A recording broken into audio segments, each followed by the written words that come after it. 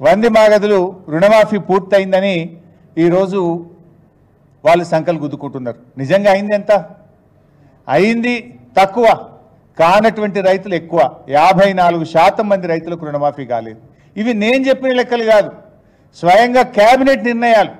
Cabinet అయిన తర్వాత ముఖ్యమంత్రే చెప్పిండు ఇది 31,000 కోట్లని 47 లక్షల మంది రైతులకు రుణమాఫీ చేస్తాం ఆగస్టు 15లోగా అన్నారు.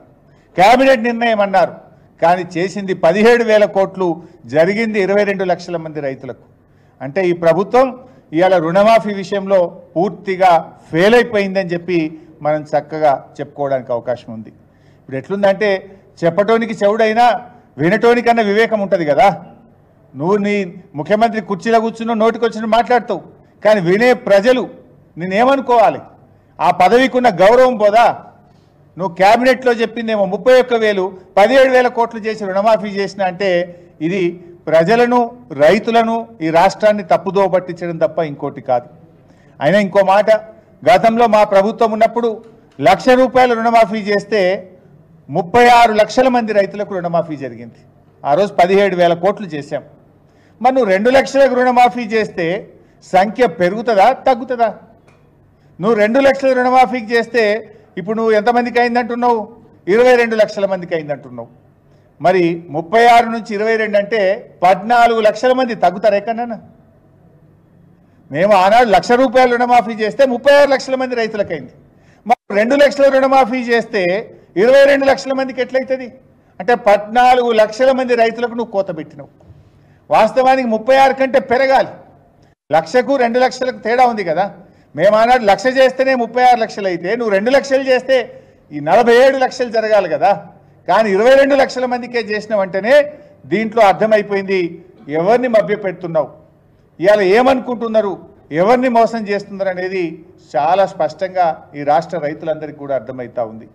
పట్టబగలు నట్టనడి బజార్లో ఇవాళ నిట్ట నిలువున రైతుల్ని ముంచి పరేషాన్ చేస్తున్నావు. నువ్వు నిజంగానే రుణమాఫీ అయిందనుకుంటున్నావా? ఒకవేళ రేవంత్ రెడ్డి గారికి నేను సవాల్ విసురుతున్నా, నిజంగా సంపూర్ణంగా రైతు రుణమాఫీ పూర్తయిందంటే నువ్వే చెప్పు, ప్లేస్ చెప్పు, డేట్ చెప్పు, టైం చెప్పు, ఏ జిల్లాకు పోదాం, ఏ మండలానికి పోదాం, ఏ గ్రామానికి పోదాం, నువ్వు చెప్పు, నేను వస్తా. నా నియోజకవర్గానికి వస్తావా, నీ నియోజకవర్గానికి పోదామా, రాష్ట్రంలో ఎక్కడ పోదామో నువ్వే డిసైడ్ చేయి. అక్కడనే పోయి ఆ ఊర్లో రైతులను అడుగుదాం, కుల్లా రుణమాఫీ అయిందో కాలేదో తేల్చేద్దాం. ఊకే నువ్వు నోరున్నది కదా, మైక్ ఉన్నది కదా అని నోటికొచ్చినట్టు మాట్లాడితే రుణమాఫీ కాదు. పోదాంపా, ఏ ఊరికి పోదామా, ఏ ఊర్లో నిన్న పోయి అడుగుదాం రుణమాఫీ సంపూర్ణంగా అయిందా కాలేదా. నువ్వు చెప్పిన ప్రకారంగా 15 ఆగస్టుకు ఆ గ్రామంలో రైతులందరికీ రుణమాఫీ అయిందా లేదా, మరి అక్కడనే పోయి అడుగుదాం. నేను ఉదాహరణ చెప్తా. ఇవాళ మా జహీరాబాద్ నియోజకవర్గంలో ఏడాకులపల్లి అనే ఒక పిఎస్సిఎస్ ఉంటుంది, కోఆపరేటివ్.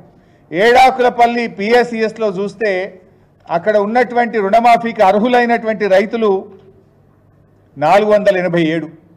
3 విడతల్లో రుణమాఫీ ఎందరికి అయిందంటే 192 మందికి, సగం కూడా కాలే. కావలసిన డబ్బు 6 కోట్లు అయింది, 1,38,00,000. ఇది రుణమాఫీ అయినట్ట. అదేవిధంగా నా నియోజకవర్గంలో తడకపల్లి అనే గ్రామం, సిద్దిపేట మండలం తడకపల్లి గ్రామంలో రుణమాఫీకి అర్హులు 720, అయింది 355. అయింది 355. అదేవిధంగా బోరంపేట, మా వివేక్ గౌడ్ గారి నియోజకవర్గంలో కుత్బుల్లాపూర్ నియోజకవర్గం బోరంపేట పిఎస్సిఎస్లో 632 మంది రైతులు ఉంటే కేవలం 14 మందికి మాత్రమే లోన్ వేవర్ జరిగింది. ఇక రుణమాఫీ అయిపోయిందని నువ్వు మాట్లాడబట్టివి.